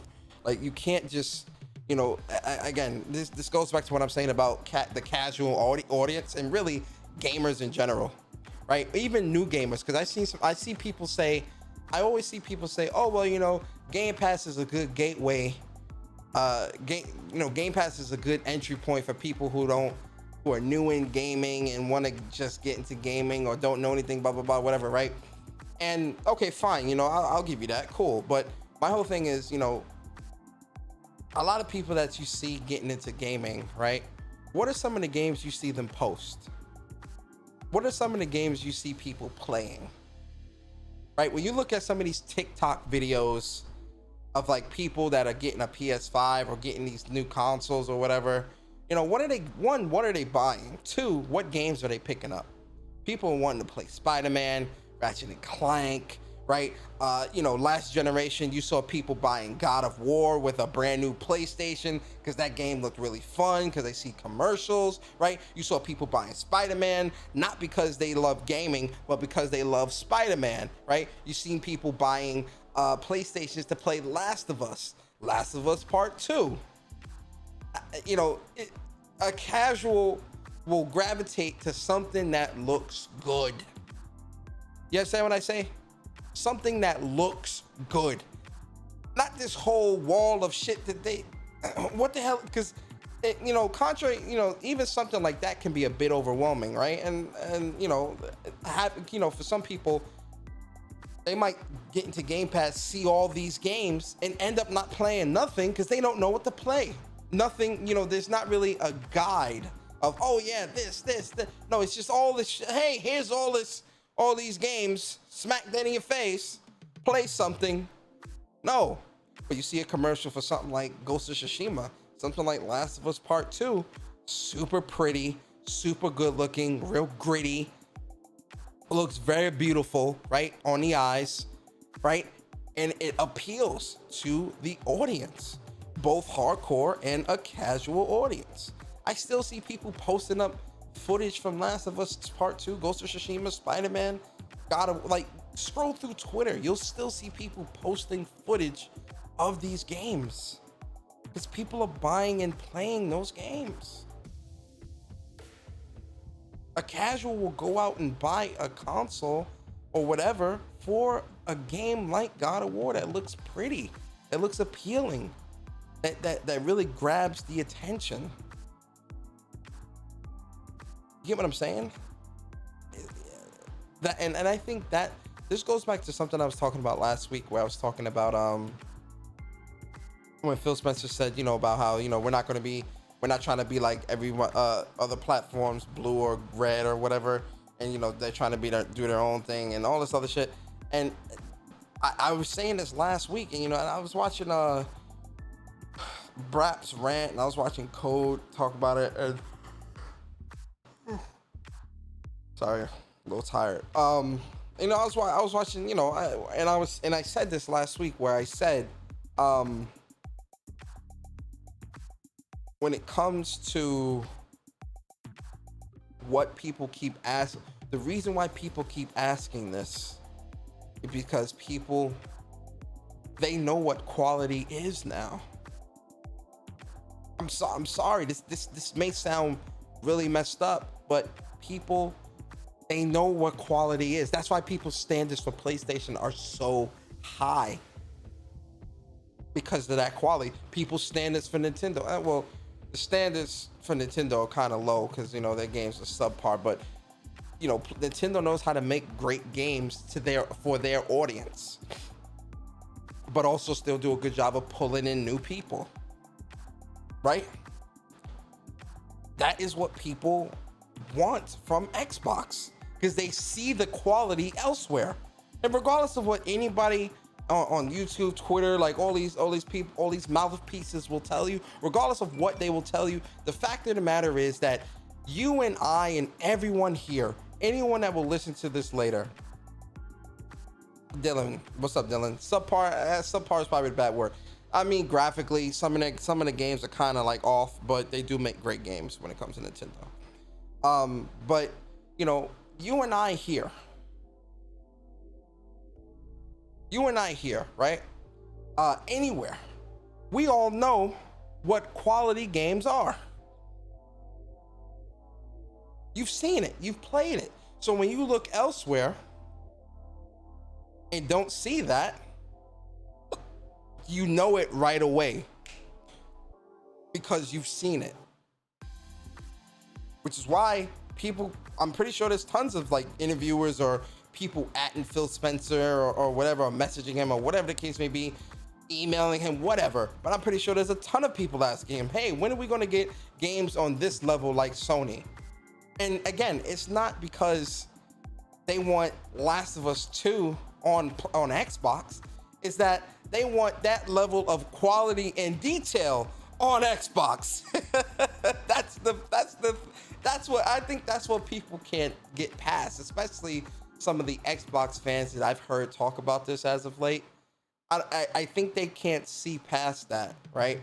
Because really they're in their feelings. But the point is that no, of course not. You know, because people keep saying, oh yeah, you know, well, Phil Spencer doesn't want to do AAA third action adventure over the shoulder games. And I'm like, you're reading too much into that Sony comparison in that way.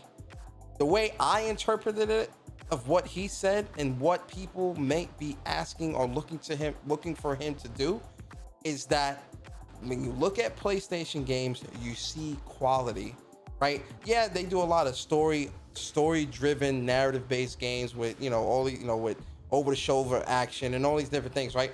Yes, they do that. But what is undeniable and what cannot be disputed is that the quality of the games that PlayStation put out, regardless of what it is, that quality is still there. High quality. And that is what some of these people want to see from Xbox. And when you look at some of the stuff as of late, it has not reached that. It has not been there. So people are asking, hey, Phil, when are we going to get something like this of this level of quality? When are we going to get something like this or something like that? Or, you know, a superhero game dedicated to Xbox. Like, I know people, when Spider-Man first was being announced as being exclusive to PlayStation, people were like, well, Phil, you should go and get Hulk and make a Hulk game for the Xbox because it's green and I bleed green and green this and green that, you know, and all that stuff, right? Nothing has been announced or come to fruition yet from a deal like that being happening, right? But that is the quality that people are talking about that they want. That is the comparison, in my opinion. That is the comparison that people are making to PlayStation when it comes to Xbox. The level of quality. It's not there. And people that have gotten a taste of what quality is can see it a mile away. But when you say things like that, there's certain demographics of people who do not want to hear that, who do not acknowledge that, who do not understand that. And I'm sitting and I'm like, look, look, if you enjoy what you enjoy, then enjoy it. Like, listen, there's tons of games that I enjoy that people hate or don't play or don't like. I don't care, right? But the fact of the matter is, and this is why I say it goes back to the numbers, right? Because when you look at the numbers, when you look at the numbers prove that what PlayStation and Nintendo are doing works. PlayStation is breaking records, profit calls, breaking records. What PlayStation does works. What Nintendo does works.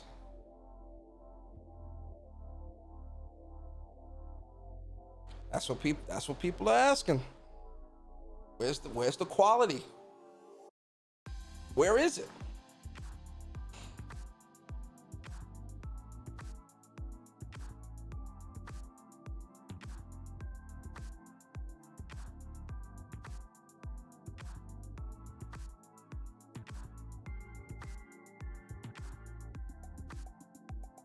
Listen up, gents.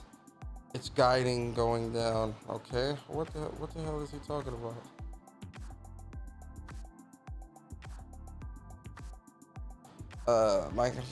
Microsoft trying to reinvent gaming market with bullshit rental of old games and shit no one would buy otherwise. Yeah, that's the other side of it. Is I feel like it, especially because I read the entire interview of what Phil Spencer is trying, like his vision and what he's trying to do, and I get it. Listen, you know, you wanna provide something different to a larger audience of people, right? You want to reach more people. I get that. You want to reach more people, make more money, blah, blah, blah. I get it. But my whole thing is this. You know, through all of what Phil Spencer says, he never speaks about the games. It's always about reaching people through engagement, through this and through that, with friends and this controller and that. And then, but it's never really, the focus is, and I've said this a very, very long time ago, but the focus is on the gamer, the gamer, and not the games. And in my opinion, I think the focus needs to be on the games, because then the gamers will come.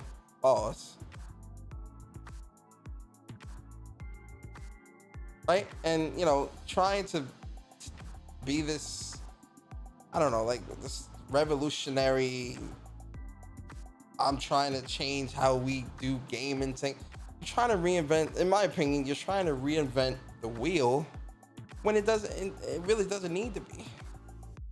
You can make modifications to it to fit your ride or whatever the case may be, but trying to reinvent it as a whole, because you know he's talking about he wants Game Pass everywhere it can be, right, including other consoles, and I'm like, bro, no. That's not how this works.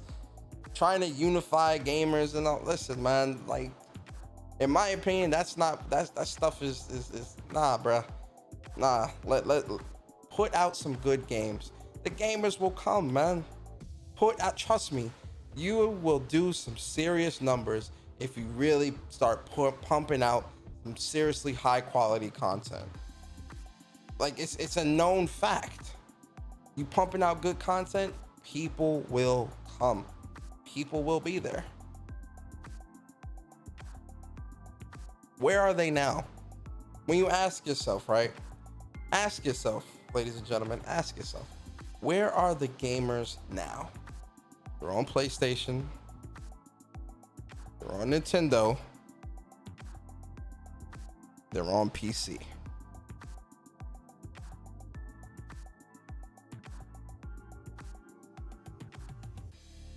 That's where they're at.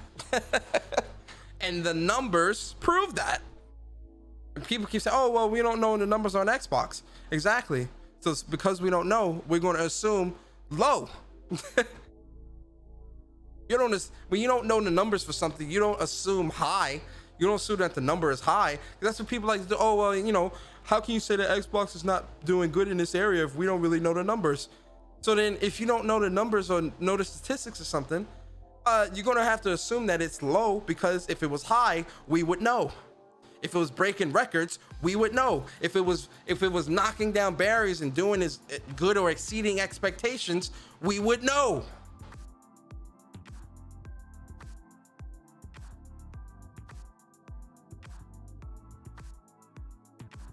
That's all I'm trying to say, man. But you know what's gonna happen. The Great for Gamers crew. But this is great for gamers. You know how the Great for Gamers crew gets. Oh, well, Persona.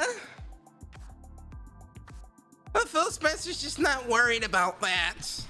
All right, whatever you say. While you're doing that, I'll be playing Horizon, God of War, and everything else. While you're still talking about wherever it is you're talking about, I'm over here enjoying gaming. While you're still trying to defend Game Pass for the 80th week in a row. Get on the Stick says, the reality is that they don't have the eye for quality nor the talent to produce it, Persona. Look at their ad campaigns. It's literally garbage. I mean, I'm never going to say that they're completely out because like I've said before, I do want Microsoft to succeed in this business. But for me as a gamer and as a consumer, the way that they succeed in my household and with my money and my dollars and my wallet, what they're doing right now is not it. I definitely want Microsoft to succeed. I want Microsoft to do good. I want Microsoft to compete. I want Microsoft to put out great games. Because, you know, putting out great games is... But this is great for gamers. It's great for gamers. You get what I'm saying? So, you know, I wholeheartedly, and I'm being very serious when I say that. I definitely want Microsoft to succeed. I definitely want Microsoft to do good.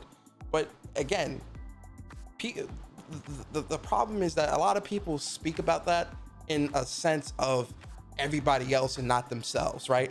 Ask yourself this, ladies and gentlemen, ask yourself this. Because this is something that when people are talking about the success of these companies and, you know, how this company could be great and blah, blah, blah, it's never speaking, in my opinion, this is from what I've seen and observed, and obviously I'm not observing everybody in the entire world, but from what I observed with some of the conversations that I've seen about Xbox, oftentimes I see people talk about the success of Xbox in a more general sense and not a personal sense. So ladies and gentlemen, I want you to ask yourself this question or answer this question.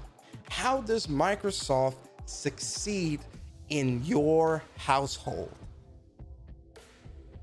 That is the question. That is the question that needs to be asked. Not how can Microsoft succeed? No. How can Microsoft succeed in your household with your money, your dollars? As you as a gamer and a consumer, how can Microsoft succeed with you? Whatever that have later, Ice Queen, appreciate you. Whatever that answer is, in your mind, that's what they need to do.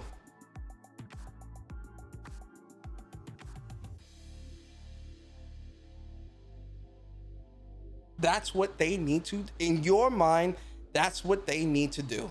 Whatever Microsoft needs to do to better themselves, to be in a position to where they can get your dollars, where they can get your support and your money, that is what they need to do for you. Not in this general sense of, oh yeah, you know, well, for gamers, it's what gamers want. And, you know, casuals don't want to spend money here and casuals don't want to spend money there. And no. Because all of that is fluff and bullshit. That's all fluff and bullshit, man. The next time you're having a conversation with somebody, ask them that and see what they say. How can Microsoft succeed in your household? And see what they say. And if they say, oh, well, they already are succeeding because, you know, Game Pass and this and that. I mean, listen, that's their opinion. You can't really argue their opinion. But, I mean, buddy, let's be honest, right? Like, come on.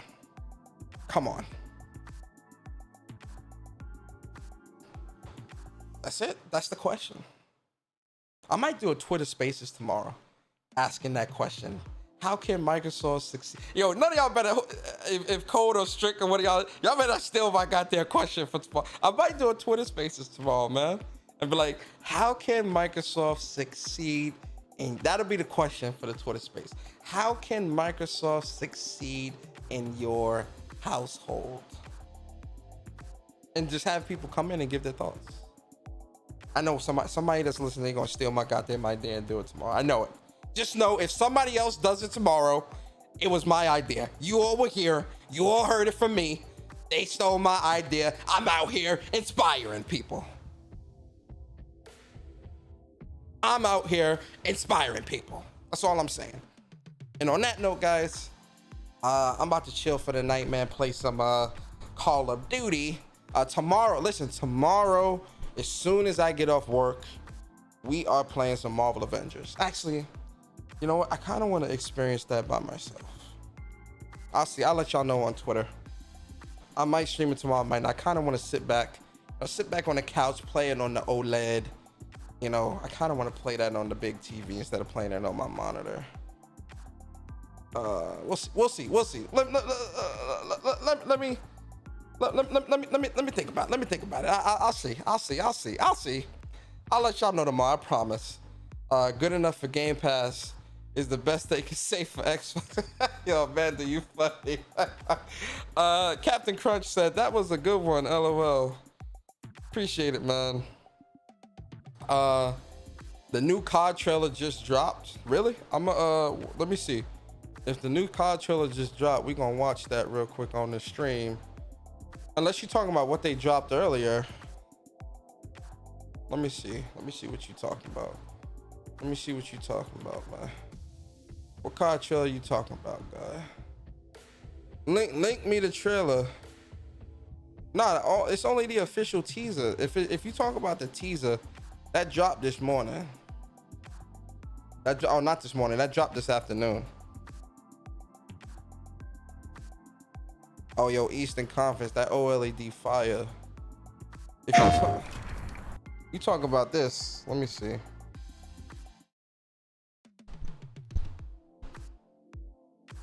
You talking about this? This the teaser.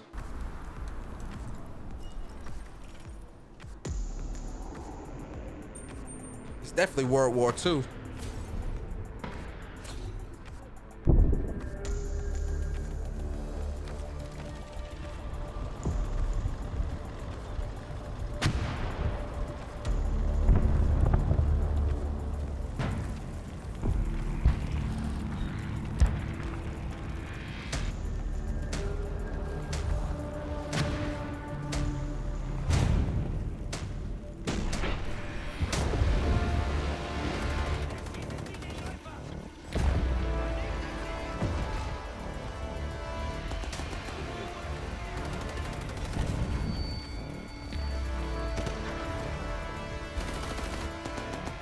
Yo, this looks. I like the World War II.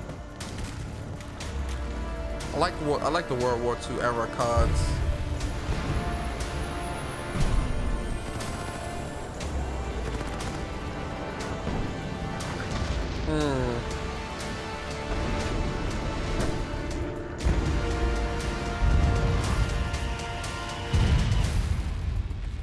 Whatever we do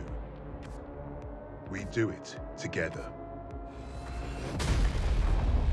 Oh shit. I need to see more, man. I need to see more. I need to see a lot more. I'm gonna keep it a stack with you. I need to see a lot more. Yeah, a lot. Like, I need a lot more. Cause it's Sledgehammer 1, 2. I need to see that multiplayer. I need to see that multiplayer. I need to see that. Hands down, I need to see that multiplayer. Because if I'm not feeling that multiplayer, especially with the beta, I'm definitely going to get into the beta. If I'm not feeling that multiplayer, bro, I'm not picking that up, bro. Like, it took me a lot to get back to Cold War, man. Because Cold War was so shitty for such a long time because of the stuff they were doing. I really hope they learned their lesson with this game. If it's not, listen, man. If it ain't good, I ain't picking it up, bro. It's straight up like that. All right, Jay, appreciate you. But listen, man, I'm about to get up out of here and play some games, chill out for the rest of the night, man. Listen, I appreciate you guys coming through. This kind of turned to, I think I might need to change the title of this to Black Panther expansion first look, and then chatting on some game stuff or whatever. This is definitely a One Persona Speaks. But yo, listen, man, I appreciate you guys, man. Thank you so much for coming through. Have a great night. Play some games, enjoy yourself with your family and your loved ones. Wash your hands, stay safe, and I'll definitely see you guys middle of the week. I'm definitely gonna stream some Avengers, probably tomorrow. I'll see how I feel. If not tomorrow, definitely later in the week. And obviously this Saturday we got What's Up PlayStation podcast. It's going to be a great, especially if PlayStation announces an event this week. If PlayStation announced an event this week, you know, we doing live reactions, obviously, but also What's Up PlayStation is going to be fire that Saturday, on Saturday. So don't miss that. But with that being said, man, I appreciate you guys, man. Be safe. And I'll holler at you guys later, man. We out. Peace.